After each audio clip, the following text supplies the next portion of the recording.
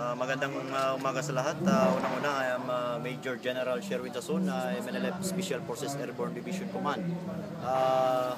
Dito po tayo ngayon, sumasali po tayo sa gawain ng pagtulong sa nasalanta ng mga bagyo. At under of my command, meron po tayong pinapadala dito na almost 150 officers and element para tutulong doon sa mga kababayan natin na nasalanta sa bagyo. Ang main purpose ng ating organisasyon, especially sa Bangsamoro Armed Forces, hindi lang sa pansarili kundi pangkalahatan at para din mabigyan ng pansin na dapat tayo ay magkakaisa na la.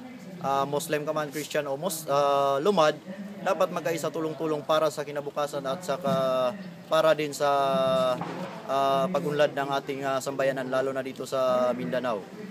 Sa pamumuno ni Chief of Staff General Rodrigo Daud Pavilion, kami po inatasan dito sa lalo na sa aking command, Airborne Division Command, MNLF Special Forces, para po na hikayatin yung ibang ating mga grupo at yung mga unit para tutulong din at matulungan din yung nasalanta ng ating mga bagyo. So yan lang po at magandang umaga at para po sa inyo lahat.